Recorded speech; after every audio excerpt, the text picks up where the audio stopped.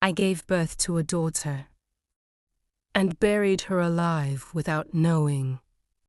They told me my daughter was dead, and I believed them. I buried her with my own trembling hands, not in the ground. But in my heart, I mourned her in silence. I lived half a life afterward, because the other half was taken from me without a grave, without a body, without goodbye. For 15 years, I slept beside the man who killed my mother and hid my child. 15 years of lies folded into my pillow every night. And tonight, after all this time, she knocked on my door. I didn't recognize her at first. I thought she was a stranger, until she looked at me with my own eyes. The same eyes I kissed goodnight when she was a child.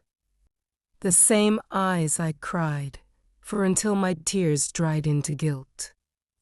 "My mother," she said, her voice calm but shaking. "Do you recognize me now?" My legs failed me, because in that moment, the dead came back to life, and the man standing behind me, my husband, froze. The man who murdered my mother for money. The man who stole my daughter to protect his crime. The man I trusted more than my own blood. I am telling you this now because silence has already buried too many of us. This is not just my story. This is a confession. The day my mother died and my daughter disappeared, I used to believe love could protect me from anything. I was wrong the day my mother died. The world didn't collapse with noise or chaos. It collapsed quietly, the most dangerous kind of destruction. She lived with us back then, old, sharp-tongued, and wiser than all of us combined. She didn't trust my husband. She never said it directly, but her eyes followed him like a warning. "You married a man with empty hands and hungry eyes," she once whispered to me. I laughed it off. I wish I hadn't. That morning, my mother had gone to the bank. She had sold a small piece of ancestral land. Land my husband didn't know about until he overheard her speaking on the phone. Money changes people. It exposes them. That evening, I left the house to visit a neighbor. My daughter stayed home with her grandmother and father. I remember kissing her hair, promising to bring sweets. I never imagined that would be the last normal moment of my life when I returned. The house was silent to silent. My husband sat in the living room, his shirt wrinkled, his eyes hollow. He said my mother had collapsed, said she'd clutched her chest and fallen before he could help. I ran to the kitchen. She lay on the floor, cold, her eyes open, her lips slightly parted, like she wanted to say something but couldn't. I screamed until my throat bled. The doctors said heart attack. The neighbors nodded. The world moved on, but my daughter, my little girl, she had gone quiet, too quiet. She stopped speaking, stopped eating. She stared at walls as if they whispered secrets. At night, she cried in her sleep. And sometimes she screamed. I asked her what was wrong. She looked at her father, then at me. Then she shook her head. A few days later, she disappeared. My husband said she had been kidnapped. The police searched. Posters were printed. Days turned into months. Then one night, my husband sat beside me and said the words that killed what little hope I had left. They found her body. I remember how the world tilted. I remember screaming until my chest burned. I remember begging to see her. He told me it was too late. I believed him. I buried my child without a body, without proof, without truth. For years I lived like a ghost. I cooked, cleaned, breathed, but I wasn't alive. Every laugh felt like betrayal. Every sunrise felt cruel. And the man beside me? He held me while I cried. He comforted me with the same hands that had destroyed my world. I didn't know then that my daughter was alive, that my husband had hidden her away, that my mother had died because she knew his secret, and that one day the truth would walk back into my life and knock on my door. I spent 15 years sleeping beside a stranger, not because I didn't recognize his face, but because I no longer recognized his soul. After my daughter died, the house became a tomb. Every corner whispered her name. Every shadow reminded me of her laughter. I stopped opening windows. I stopped inviting people over. I stopped living. And my husband, he became gentle, too gentle. He cooked, he cleaned. He held my hands when I cried. He told me I was strong. He told me I would heal. He told me God had a plan. And I believed him, because believing him was easier than surviving the truth. But grief sharpens memory in strange ways. Little things began to haunt me. My daughter's shoes never turned up. Her school bag vanished. Her favorite doll gone. I asked him once softly, "Where did you put her things?" He didn't even look at me. I gave them away. "You were suffering too much." I nodded. I shouldn't have. There were nights I woke up certain I heard footsteps. Soft ones, bare feet on cold floors. I would sit up, heart pounding, and call her name into the darkness. Nothing answered, just his breathing beside me, slow, calm, controlled. Years passed. People stopped asking about my daughter. They stopped saying her name, and slowly, I started to feel like a woman who had imagined a child. That's what grief does. It makes you doubt your own womb. Then came the dreams. In them, my daughter wasn't dead. She was crying, not for help, for forgiveness. "Mama," she whispered, "why didn't you look for me?" I would wake up screaming. My husband said I needed medication. I almost believed him. Almost. Until the day I found the locket. It was hidden behind a loose tile in the bathroom, a place I had cleaned 1,000 times before. It was small, silver, heart-shaped. Inside was a picture of my daughter, alive, older, and on the back, carved with shaking hands, were 2 words. "I'm alive." My legs gave out. I sat on the cold floor and screamed until my throat bled. When he came running, I hid it. I didn't confront him. Not yet, because fear had finally turned into something else. Rage! I started watching him the way my mother once had. I noticed how he locked certain rooms, how he panicked when I mentioned moving houses, how his phone never left his pocket. I began pretending to sleep, pretending to forget, pretending to be broken. And while he believed I was weak, I was remembering who I used to be. One night I followed him. He said he was working late. I waited an hour. Then I followed his car. My hands shook on the steering wheel as he drove out of the city, past roads I didn't recognize, into a place where streetlights disappeared. He stopped near an old abandoned building, once a school, now rotting. He unlocked a side door. I waited, counted my breaths. Then I followed.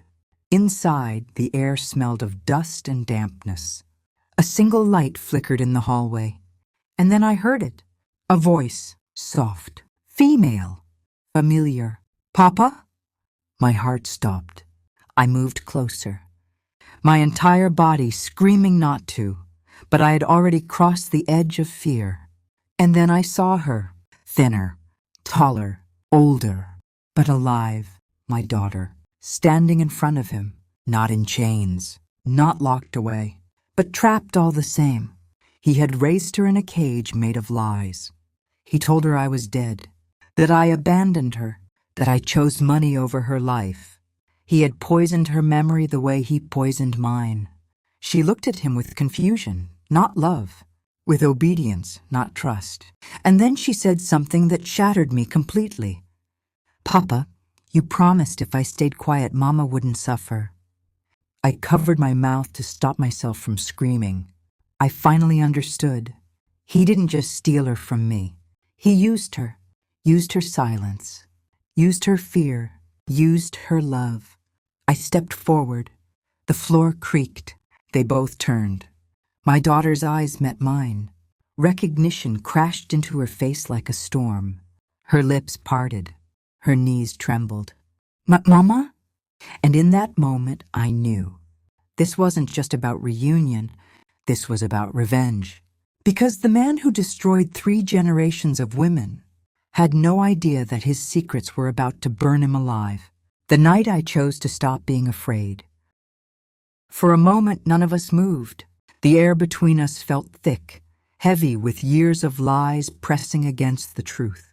My daughter stood frozen, her eyes wide, her breath uneven, as if she feared that one wrong movement would shatter this moment and turn it back into a dream. My husband's face drained of color. I had never seen fear in him before. Anger, yes. Control, always. But fear, never. Now it lived in his eyes. Go back to your room, he said to her quickly, his voice sharp, commanding. The same voice that had shaped her silence for 15 years. She hesitated. I stepped forward. No, I said quietly. She's not going anywhere. My voice surprised even me. It didn't shake. It didn't break. It stood. His eyes narrowed. You don't understand what you're doing. I laughed, a dry, broken sound. Oh, I understand everything now. I turned to my daughter. Sweetheart, I whispered, I never left you. I never chose to lose you. I didn't even know you were alive. Her lips trembled. Tears slid down her cheeks without a sound. He said you didn't want me, she whispered. He said you chose money over me, that Grandma died because of you. My chest felt like it split open. No, I said, stepping closer. He killed my mother, and he stole you to hide it. Her knees buckled, and I caught her before she fell. Behind us, he moved. I heard the shift of his feet. I turned just in time to see him reaching for the drawer beside the door. The same drawer where he kept the gun he once claimed was for protection. But something inside me had already snapped. I screamed, not in fear, in fury. My scream startled him long enough for my daughter to push away from me and grab a metal rod. Leaning against the wall, "Don't!" she cried, her voice breaking. For the first time, he looked at her the way he had once looked at my mother. Calculating, cold, and I saw it clearly.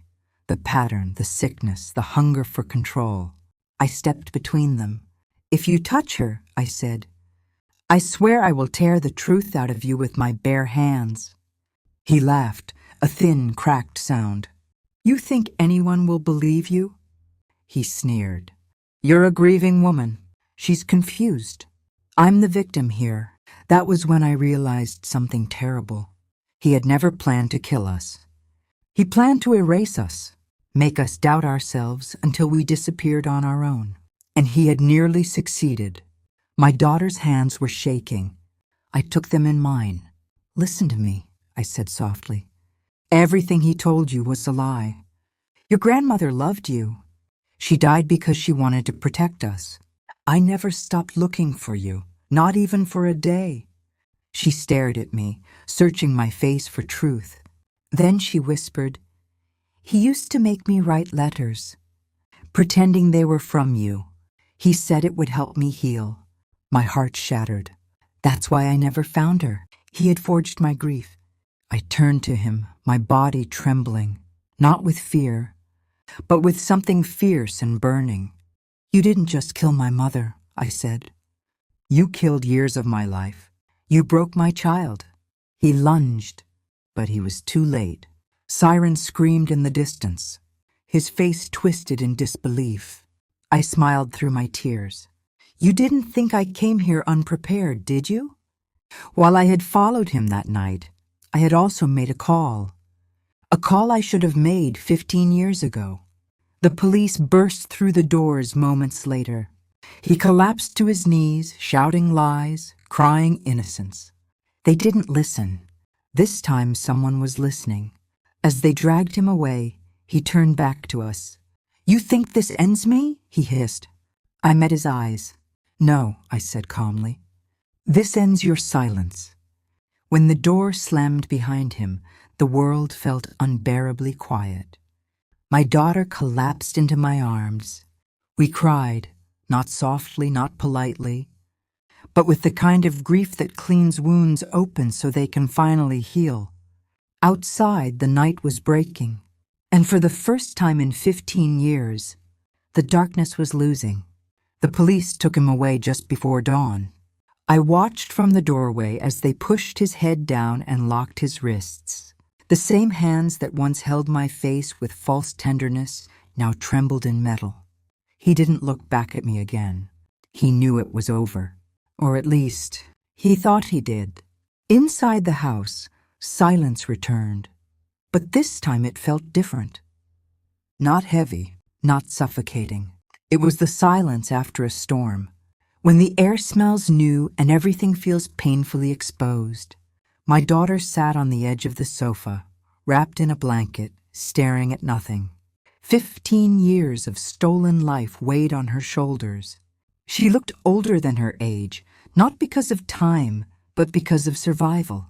I sat beside her, unsure how to touch her, how to be her mother again. "I don't know how to do this," I whispered. She didn't look at me. "Neither do I," she replied. "But we're still here." Those words broke me, not because they were hopeful, but because they were honest. The police returned later that morning with questions. So many questions. They asked about my mother. I told them everything. How she had confronted him about the money. How she planned to change her will.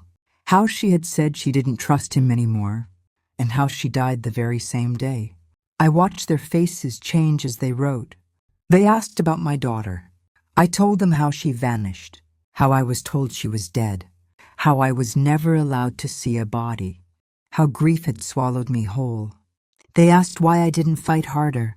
I had no answer that made sense. Because trauma doesn't scream, it numbs. By evening, news spread. Neighbors whispered. Journalists circled. People who once avoided my eyes now stared with pity, horror, curiosity.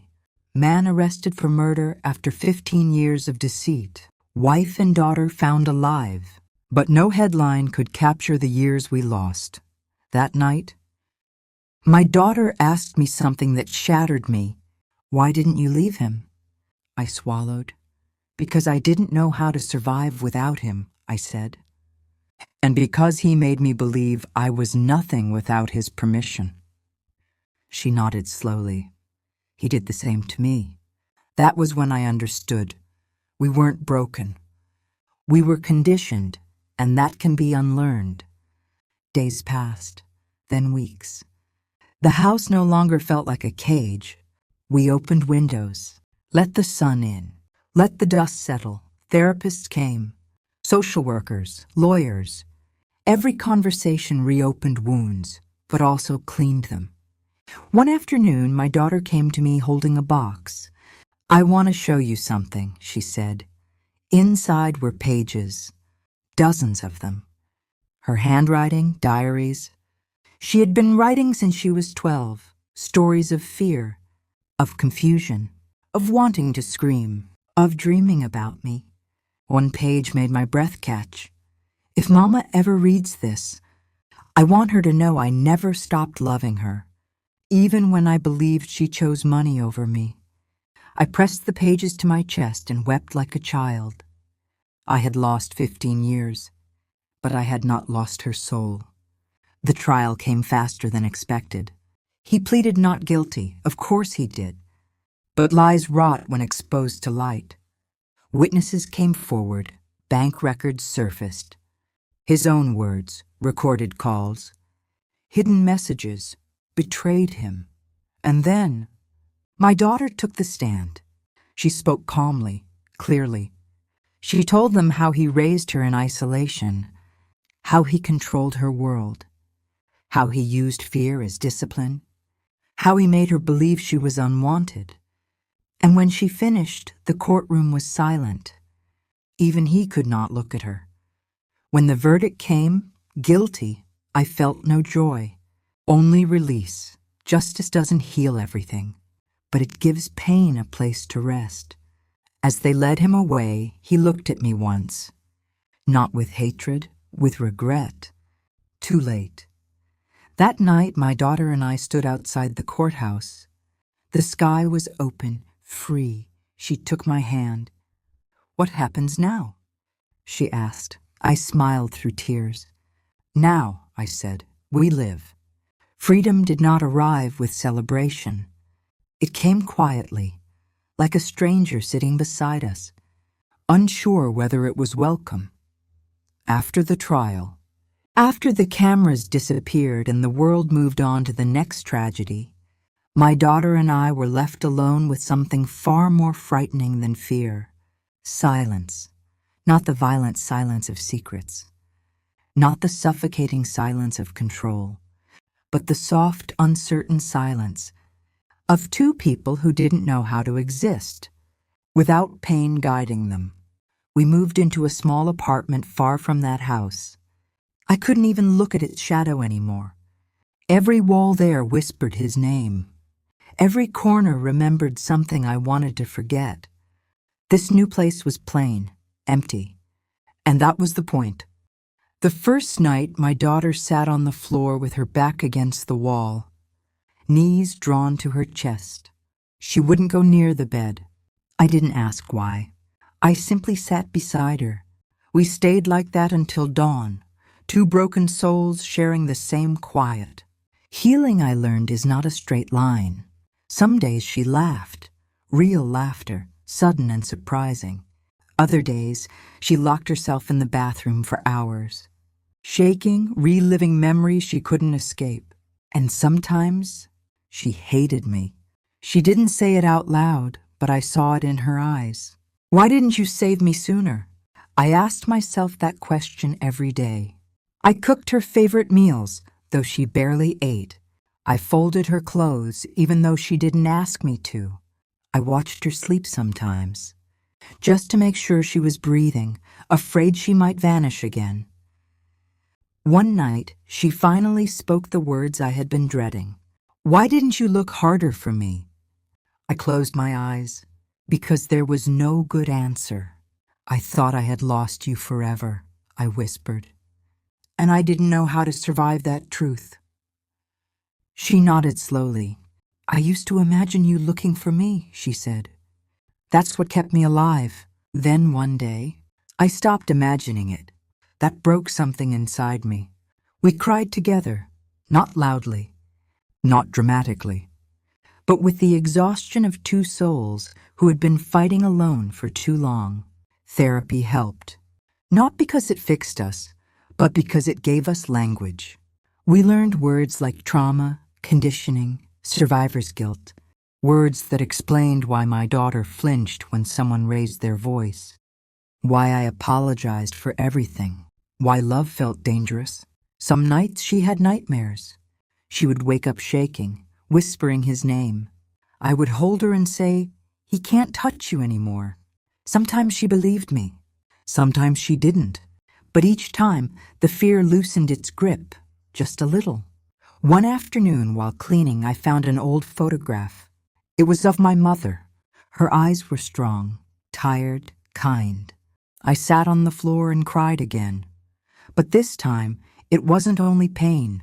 It was gratitude, because her strength had lived on in me, even when I didn't realize it.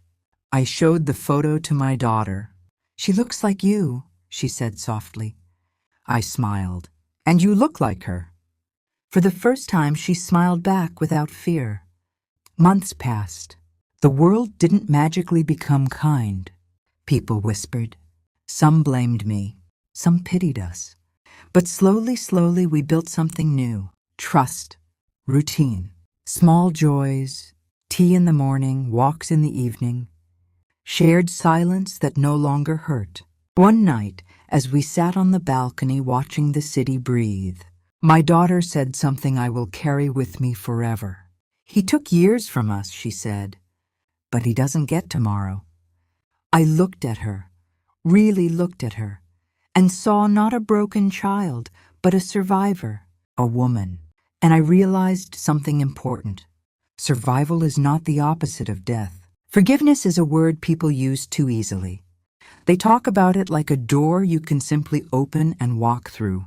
But they never tell you how heavy that door is, how it's built from years of regret, shame, and unanswered questions. I thought forgiving my husband would be the hardest thing I'd ever face. I was wrong. Forgiving myself was far more painful. Every morning, I woke with the same thought pressing against my chest. I should have known. I replayed every memory, every look my mother gave me, every silence from my daughter. I searched for signs I missed, warnings I ignored, moments I dismissed because trusting was easier than doubting. The guilt was relentless. Some days I felt like I didn't deserve the life I had been given back. My daughter saw it in me before I could hide it. "You're punishing yourself," she said one evening as we sat together. Tea growing cold between us. "I deserve it," I replied. She shook her head slowly. "No," she said. "You were trapped too." That word, trapped, settled deep inside me. I had spent so many years believing I failed her that I never allowed myself to see the truth. I had been manipulated, isolated, weakened by fear, just like she had. That realization didn't erase the pain, but it shifted it. It allowed me to breathe. Therapy forced me to confront things I had buried so deeply I forgot they existed. Memories of my husband slowly cutting me off from friends, convincing me my mother was controlling, making me doubt my own judgment. He hadn't just stolen my daughter. He had erased me first, and I let him. That truth hurt, but it also gave me power. Because if I had been broken, I could also be rebuilt. One afternoon, I visited my mother's grave alone. I hadn't gone since the trial. I was afraid of what I might feel. I sat beside the stone, tracing her name with my fingers. "I'm sorry," I whispered. "I didn't protect you. I didn't see him for who he was." The wind moved through the trees, soft and steady. For the first time, I didn't feel judged. I felt forgiven. When I returned home, my daughter was waiting. She looked nervous. "I need to tell you something," she said. I nodded. She took a breath. "Sometimes I still miss him." My heart tightened, not with anger, but understanding. "He was all I knew," she continued. "He was cruel, but he was also familiar." I reached for her hand. "It's okay to feel that," I said. "It doesn't mean you forgive him. It means you're human." She cried then, not from pain, but relief. That night, I realized forgiveness isn't about erasing the past. It's about making peace with who you were when you survived it. I began writing again, journaling, letters I'd never send, memories I was finally brave enough to face. And one night I wrote a letter to myself. "You did the best you could with the truth you had. You are not weak for surviving. You are not guilty for being deceived. You are still worthy of love." I read it aloud, and for the first time in years, I believed it. The next morning, sunlight poured through the window, warm and gentle. My daughter was making breakfast, humming softly. I watched her move, confident, alive, real, and something inside me shifted. I didn't need to punish myself anymore. I needed to live. Not for him, not for the past, but for the life still waiting ahead of us. Healing does not announce itself.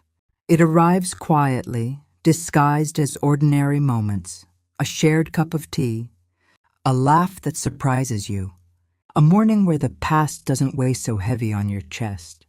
That was how it began for us, not with celebration, but with choice. Every day my daughter and I chose to wake up, to breathe, to stay. Some mornings were harder than others. Some nights still brought shadows. But something inside us had shifted, not into happiness, but into strength. We were no longer surviving. We were deciding who we wanted to be. My daughter enrolled in classes again. Nothing fancy, just a small community course at first. She said she wanted to learn how to exist in the world without fear, watching. Her walk out the door with her bag over her shoulder felt like witnessing a miracle. She came home glowing, not because it was easy, but because it was hers. As for me, I found my voice again in unexpected ways. I started volunteering at a local support center for women who had survived abuse. I didn't tell them my story at first. I just listened. I poured tea. I held hands when words failed. One day, a woman looked at me and said, "You understand." I realized then that pain, when carried with compassion, can become a bridge instead of a wound. At home, my daughter and I began to speak openly about everything, even the things that still hurt. One evening, she asked me something I had feared. "Do you ever regret marrying him?" I thought carefully before answering. "I regret the pain he caused," I said. "But I don't regret you. And without that chapter, I wouldn't have learned my own strength." She nodded, absorbing it. "I don't want to be angry forever," she said. "But I don't want to forget either." "You don't have to," I told her. Healing isn't forgetting. It's remembering without bleeding. Slowly, we created new traditions. Sunday walks, cooking together, leaving the lights on at night without fear. We laughed more, real laughter, the kind that fills a room instead of echoing in it. And sometimes, when the world felt heavy, we would sit together and talk about the future, not in detail, just in possibility. One evening, she said something that made my chest tighten. "I think I want to help people like us," she said. "People who were silenced." I smiled. "You already are." She shook her head. "No, I want to use my voice." I saw then what she was becoming, not a victim, not a survivor, but a force. The past had shaped her, but it no longer defined her. And me? I had stopped waking up with guilt as my first thought. I had stopped replaying old moments. I had started dreaming again. Small dreams, yes, but real ones. Sometimes we still talk about my mother. We light a candle for her on certain nights. We say her name out loud, not in grief, but in honor. She is no longer just the woman who died. She is the reason we learned to stand. One night, as we sat on the balcony watching the city lights flicker, my daughter leaned her head on my shoulder. "Do you think we'll ever be completely okay?" she asked. I thought about it. "No," I said honestly, "but I think we'll be enough." She smiled, and in that moment I knew something with absolute certainty. The man who tried to erase us failed, because here we were, living, choosing, becoming. Not despite the darkness, but because we walked through it and came out holding each other's hands. There are endings that arrive like storms, loud, violent, unforgettable. And then there are endings like ours, quiet, gentle, earned. Life did not suddenly become easy after everything we endured. It became honest, and that, I learned, is far more powerful. Years passed. Not all wounds disappeared, but they softened. They stopped bleeding. They became scars, reminders of survival instead of pain.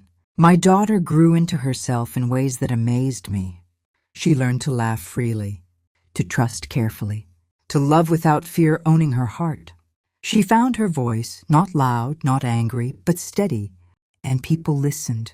She began speaking at small gatherings, then larger ones, sharing her story not to shock but to heal. Every time she stood before others and spoke her truth, I saw something incredible happen. Her pain transformed into strength. Her past became purpose. And me? I learned to rest. For so long, I believed rest was weakness, that if I stopped moving, the past would catch me. But I was wrong. Rest is where the soul finally exhales. I started gardening, something my mother used to love. I planted flowers in the same soil where grief once lived. I talked to her while I worked, told her about her granddaughter, about the woman she had become. "I think you'd be proud," I'd say. And somehow I knew she was. The house no longer felt haunted. It felt lived in, warm, safe. There was laughter in the walls now. One evening, as the sun dipped low, my daughter sat beside me on the porch. "Do you ever think about him?" she asked. I paused. "Yes," I said, "but not with fear." She waited. "I think of him as a lesson," I continued. "A reminder of how evil can hide behind love, and how strength can grow even in its shadow." She nodded slowly. "I don't hate him anymore," she said. "I just don't carry him with me." That was when I knew she was free. And maybe I was too. Time passed. Life moved forward. We didn't erase the past. We honored it by refusing to let it define us. One afternoon, as we sat together, my daughter took my hand. "Thank you," she said. "For what?" I asked. "For surviving," she replied. "So I could learn how to live." Tears filled my eyes, but this time they didn't hurt. They healed, because love had outlived fear. Truth had outlived lies, and two broken souls had chosen to become whole together. If you're reading this, carrying a story that feels too heavy to speak, know this: pain does not get the final word. You do. And sometimes the bravest thing you can do is choose to live. If you are still here, so are you. If you are listening to this, if my words have reached you, then it means you survived something too. You may not have lost a daughter. You may not have lived with a man who wore kindness like a mask. You may not have buried a mother or lost years of your life to fear. But you know pain, and pain recognizes pain. I want to tell you something I wish someone had told me long ago. Survival does not make you weak, it makes you human. For years, I thought my life had ended the day my daughter disappeared. I believed my purpose had been buried with her. I walked through my days like a shadow, breathing but not living, existing but not belonging. I thought strength meant silence. I thought endurance meant obedience. I thought love meant sacrifice, even when it destroyed me. I was wrong. Strength is not staying quiet when something inside you is screaming. Love is not pain disguised as loyalty. And survival is not something to be ashamed of. For a long time, I hated myself for not seeing the truth sooner. I blamed myself for trusting the wrong person, for ignoring signs, for letting fear make decisions for me. I carried that guilt like a second spine. Heavy, permanent, unbreakable. But guilt lies. It tells us we were weak when we were actually surviving the only way we knew how.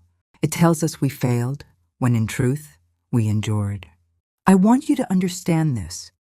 There is no shame in surviving. When my daughter came back into my life, I saw myself through her eyes, not as a woman who failed, but as a woman who lived through something meant to destroy her. And I realized something profound. We don't owe the world perfection. We owe ourselves compassion. The past does not disappear just because we wish it away, but it also does not get to define who we become. I once believed my story ended in tragedy. Now I know it transformed into truth. I learned that healing doesn't come like a miracle. It comes slowly, quietly, often painfully. It comes in moments you almost miss, a shared laugh, a peaceful morning, a breath that doesn't hurt. Healing is choosing to stay when everything in you wants to disappear. Healing is forgiving yourself when the world never did. Healing is daring to imagine a future that doesn't revolve around pain. And if you are listening to this and thinking, but I'm still broken, let me tell you something with all the honesty I have left. Broken things still have value. Cracked things let light in. Scars are not proof of weakness. They are evidence of survival. I don't tell this story to seek sympathy. I tell it because somewhere, someone is sitting in silence, believing they are alone in their suffering. You are not. Somewhere, someone is learning to breathe again, just like you. Somewhere, someone is choosing to stay, just like you. And somewhere, someone is finding the courage to speak, just like you are now. If you are still hurting, it does not mean you are failing. It means you are human. If you are still healing, it does not mean you are weak. It means you are brave enough to face what others run from. Life will never return what was taken from us. But it can offer something else, meaning. Meaning in survival. Meaning in love that endures. Meaning in choosing to keep going, even when the road is scarred. I stand here not as a woman who conquered her pain, but as one who learned to walk beside it. And my daughter, my beautiful, brave child, she walks beside me now. Not behind me, not ahead of me. Together, if you take anything from this story, let it be this. You are not broken beyond repair. You are not weak for feeling. You are not wrong for surviving. And no matter how dark your past has been, your future does not belong to it. It belongs to you. So breathe, stay, and when you're ready, take one small step forward. That is enough. That is everything.